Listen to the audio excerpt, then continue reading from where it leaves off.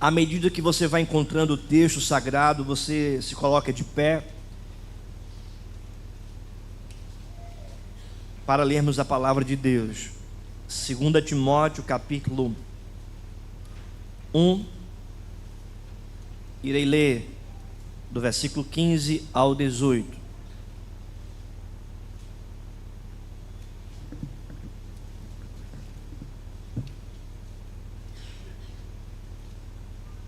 Segunda carta de Paulo a Timóteo, capítulo 1, do versículo 15 ao versículo de número 18.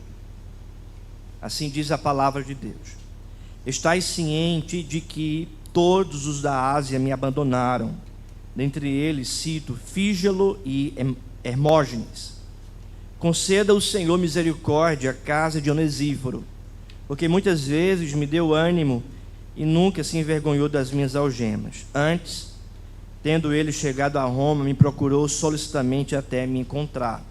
O Senhor lhe conceda naquele dia achar misericórdia da parte do Senhor, e tu sabes melhor do que eu quantos serviços me prestou ele em Éfeso. Vamos orar. Senhor Deus, amado Pai, nós lemos a tua santa palavra. Clamamos a ti, Deus, nessa manhã. Cativa a nossa mente na tua palavra e fala ao nosso coração. Abre os nossos olhos, ó Deus, para enxergar a verdade do Senhor e praticarmos a verdade da tua palavra. Assim nós oramos em nome de Cristo. Amém. Podeis sentar, irmãos.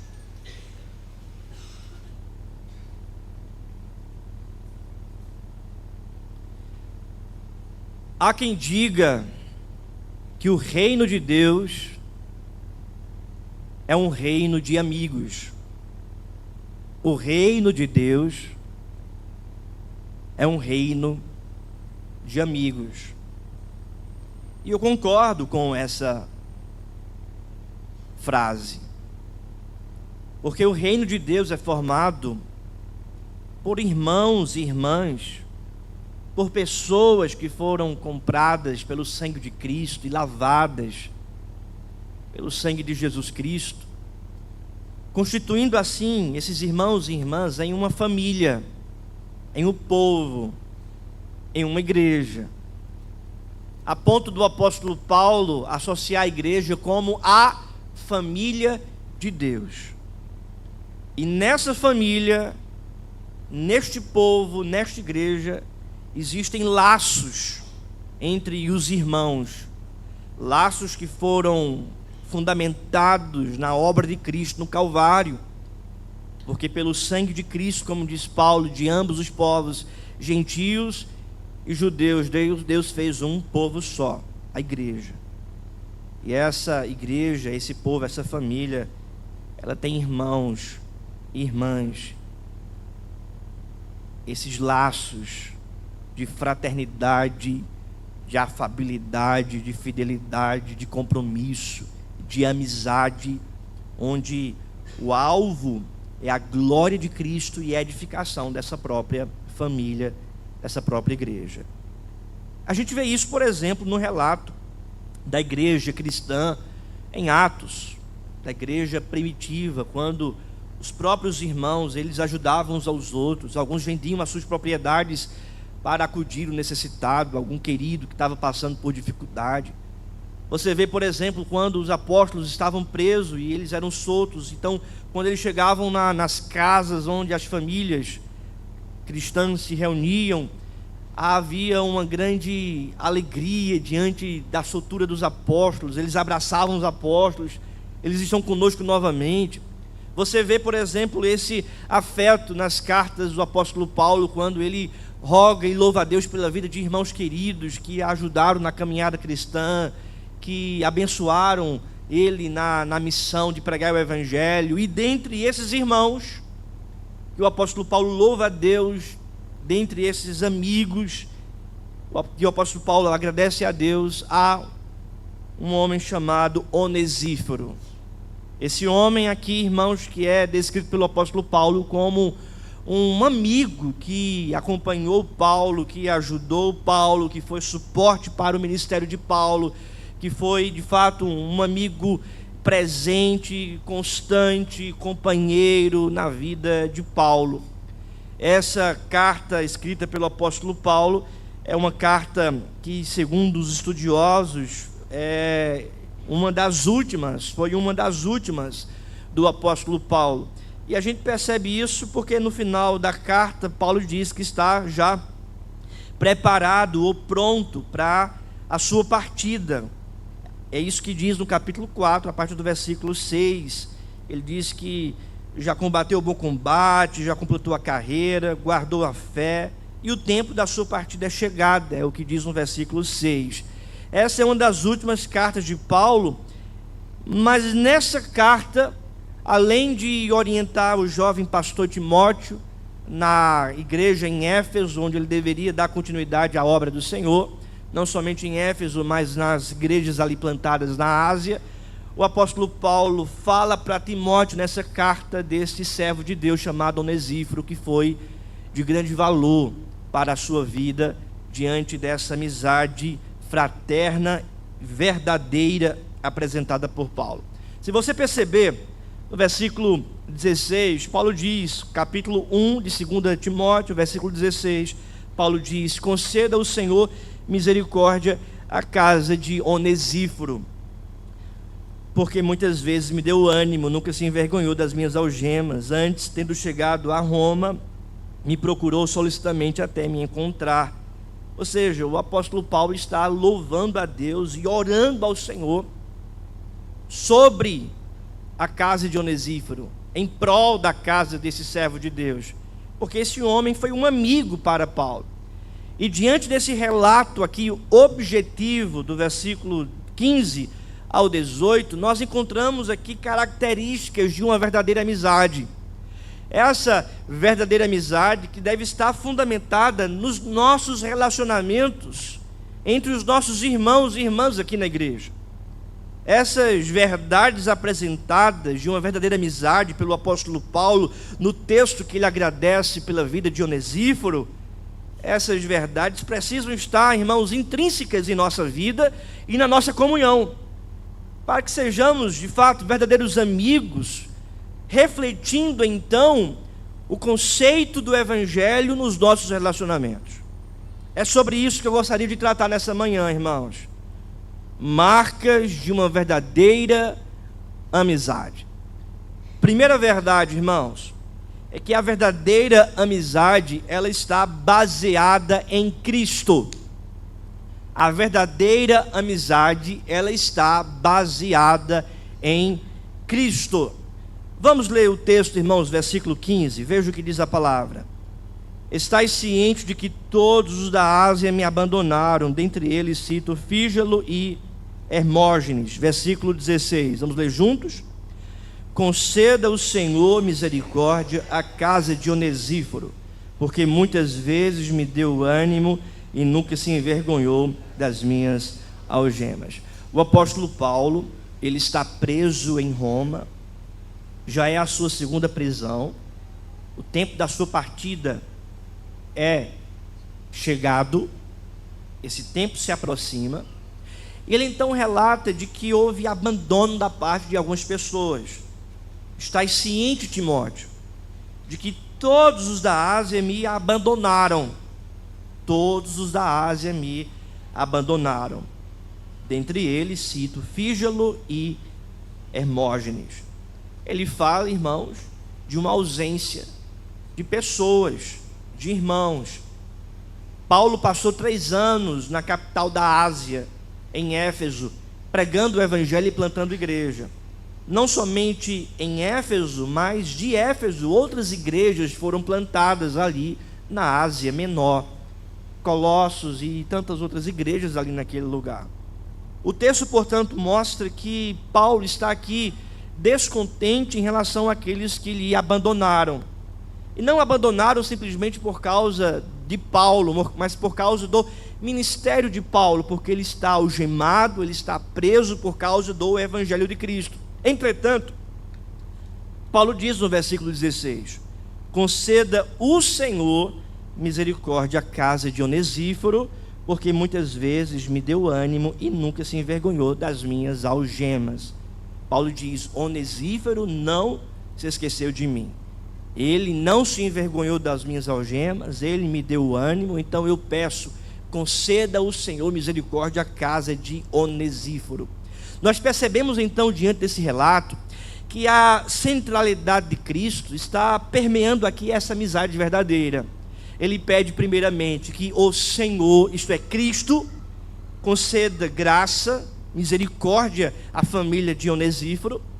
Ele também relata que alguns lhe abandonaram, e abandonaram não por causa da pessoa de Paulo, mas por causa da missão de Cristo na vida de Paulo. Ele estava preso por causa do evangelho que ele pregava.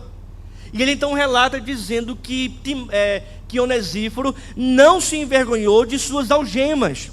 Não é simplesmente da algema em si, da prisão em si, mas não se envergonhou daquilo que estava provocando a prisão de Paulo, isto é, o evangelho de Cristo. Paulo estava preso por causa do evangelho de Cristo. Paulo estava preso por causa da missão de Cristo. Paulo estava preso por causa da pregação que ele tinha da graça de Cristo. E ele então diz: Onesíforo não se envergonhou dessas algemas. Onesíforo não se envergonhou de Cristo. Onesíforo não se envergonhou dessa circunstância que eu estou passando por causa da missão de Cristo. Ele então roga para que Cristo lhe conceda misericórdia. Meus irmãos, a verdadeira amizade, ela está baseada em Cristo. Isso é um ponto muito importante. A verdadeira amizade, ela não está baseada em outra coisa senão na pessoa de Cristo, no ensino de Cristo, na obra de Cristo. A gente percebe aqui, Timóteo não se envergonha das algemas de Paulo, porque essas algemas apontam para a pregação de Cristo. Paulo diz: conceda Cristo misericórdia à casa de Onesíforo. Você percebe que Cristo está aqui permeando essa amizade, norteando essa amizade, orquestrando essa amizade. E eu aplico essa verdade para a igreja, irmãos. A amizade, ela não deve estar baseada simplesmente em afeto. A amizade, ela não deve estar baseada simplesmente em afinidade. A amizade, ela não deve estar baseada simplesmente em afabilidade. A amizade, ela não deve estar baseada naquilo que a gente tem em comum, no time que a gente torce, no gosto de música que a gente tem, no que a gente gosta de fazer nas horas vagas. A verdadeira amizade não está fundamentada em afeto, não está fundamentada em afinidades, não está fundamentada em pontos em comuns, mas a verdadeira amizade, ela está fundamentada em Jesus Cristo, ela está baseada em Jesus Cristo. Meu querido irmão, existe um Senhor que deu a sua vida por mim, por você, que entregou o seu sangue no Calvário para que sejamos um em Cristo, e é por causa de Cristo que nós devemos ter uma verdadeira amizade no Senhor. Nele nós podemos ter esses laços de amizades que provém do evangelho. Portanto, a verdadeira amizade, ela está baseada em Cristo, porque somente Cristo, irmãos, é o fundamento da nossa vida. Se outra pessoa tem outro fundamento, como é que vai existir, compartilhar, dialogar?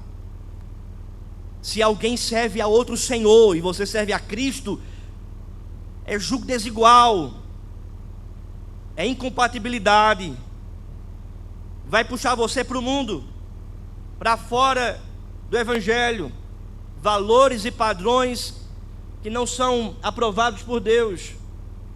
Mas se você tem amizades fundamentadas em Cristo, então seu amigo, a sua amiga cristã, vai compartilhar dos mesmos padrões e dos mesmos valores cristãos que você.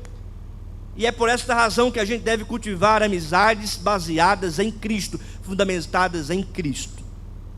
Segunda verdade, meus irmãos, é que a verdadeira amizade, ela transpõe os tempos difíceis. Transpõe os tempos difíceis.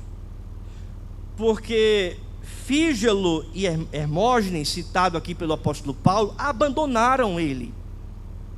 O tempo difícil chegou, o tempo da algema chegou, o tempo da tribulação chegou, e essas pessoas, esses amigos, saíram fora, caíram fora.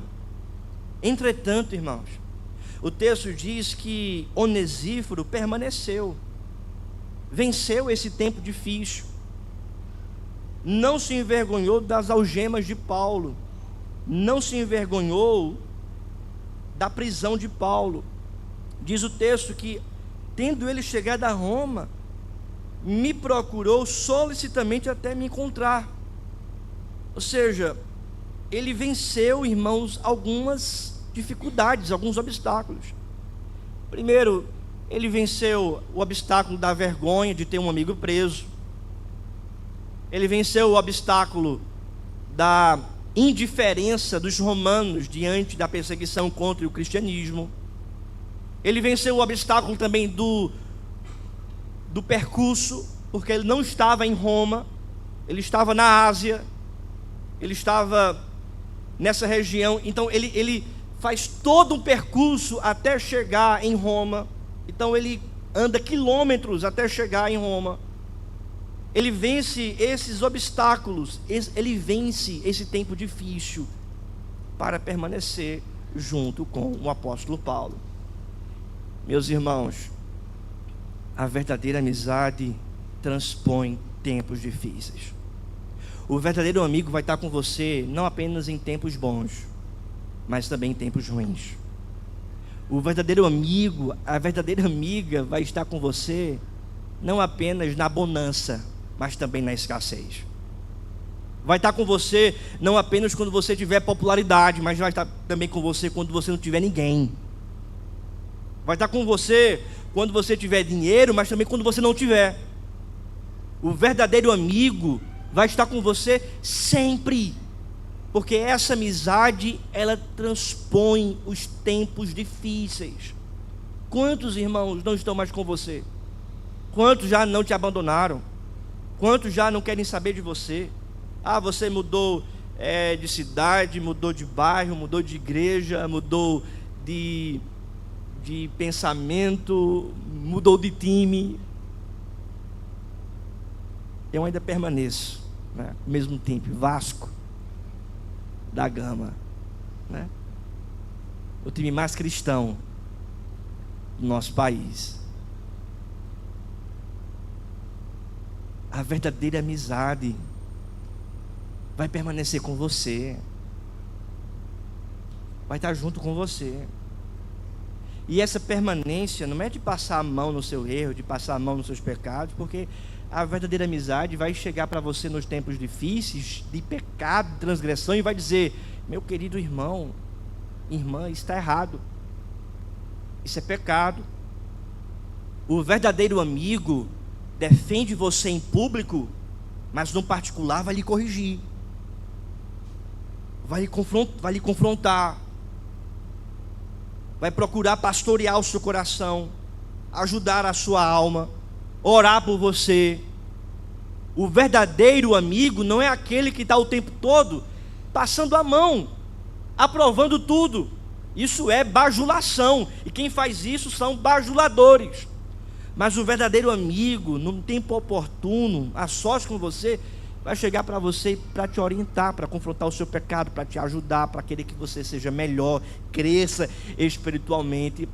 Por quê, irmãos? Porque a verdadeira amizade transpõe os tempos difíceis, consegue vencer esses tempos difíceis, vai estar junto com você, vai ligar para você. A verdadeira amizade vai acontecer isso. Então, primeiro, a verdadeira amizade, ela está fundamentada, isto é, baseada em Cristo. Segundo, a verdadeira amizade transpõe tempos difíceis. E a terceira marca, irmãos, é que a verdadeira amizade, ela é constante. Perceba o que diz a palavra, versículo de número 16: conceda o Senhor misericórdia à casa de Onesíforo, porque muitas vezes me deu ânimo. Foram quantas vezes que Onesíforo deu ânimo para Paulo? Muitas vezes, porque muitas vezes me deu ânimo, e nunca se envergonhou das minhas algemas.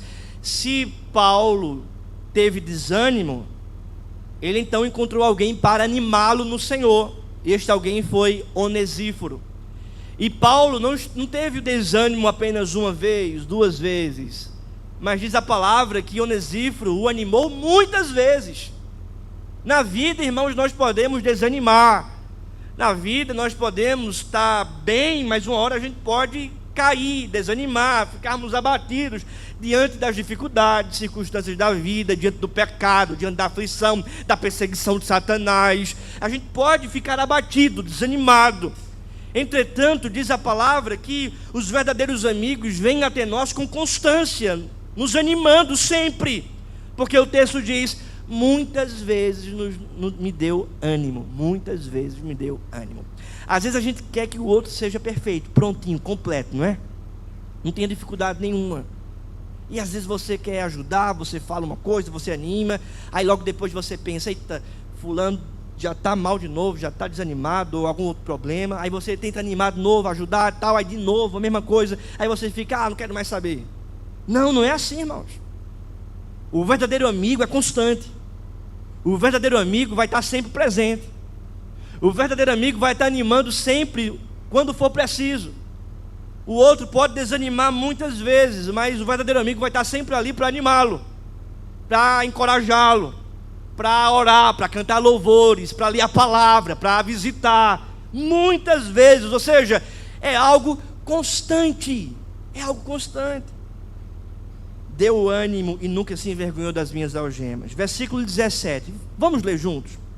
Antes, tendo ele chegado a Roma, me procurou solicitamente até me encontrar. Imagine a cena, irmãos, da constância de Onesíforo. Ele sai da sua casa, viaja, vai para a cidade de Roma, e quando chega em Roma, ele procura o apóstolo Paulo com muita constância. Diz a palavra: ele me procurou solicitamente até me encontrar. Ele foi procurar Paulo e procurou até encontrar. Talvez a gente pudesse ter na mente Onesíforo chegando em Roma e perguntando: você conhece Paulo, o apóstolo Paulo, o pregador do Evangelho da Graça? Onde é que ele está? Ele está naquela casa, e vai lá naquela casa e não está lá. Aí diz: não, eu soube que Paulo está preso naquela outra casa ali. E aí ele vai lá e vai procurar, não, e Paulo não está lá. E a pessoa diz: não, Paulo não está aqui. Ele vai então de casa em casa, de bairro em bairro, procurando o apóstolo Paulo. Depois afirma: não, Paulo está preso no cárcere. Ele então vai no cárcere e encontra o apóstolo Paulo. E quando ele encontra o apóstolo Paulo lá, preso, desanimado, então esse homem vai animá-lo. Paulo, levante-se, Paulo, porque o evangelho está sendo pregado também na Ásia. Paulo, fique encorajado, Paulo, porque o fruto do teu trabalho, de fato, a gente está vendo lá na cidade de Filipos, na Macedônia, na Acaia. Paulo, não desanima, Paulo, porque as cartas que você tem enviado têm sido de edificação e alento para o nosso coração, para a nossa vida. Paulo, não se envergonhe das suas algemas, Paulo, porque você está preso debaixo da prisão de Deus, da soberania de Deus, e tudo isso é para a glória do Senhor e para o crescimento da igreja. Talvez, irmãos, Onesíforo estivesse ali dizendo essas palavras.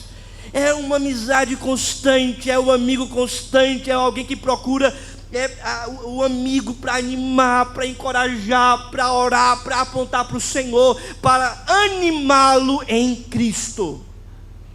A verdadeira amizade, irmãos, reflete essa constância. Não abandone os seus amigos, permaneça junto deles, anime-os no Senhor Jesus, confronte em particular os seus pecados para que eles possam crescer, que você esteja junto deles, que você possa orar por eles, que você possa encorajá-los, que você possa viver esse reflexo de uma amizade verdadeira, de uma amizade cristã, de uma amizade que vem de fato do céu. A amizade, irmãos, ela é baseada em Cristo, ela transpõe tempos difíceis, e terceiro, irmãos, ela é constante.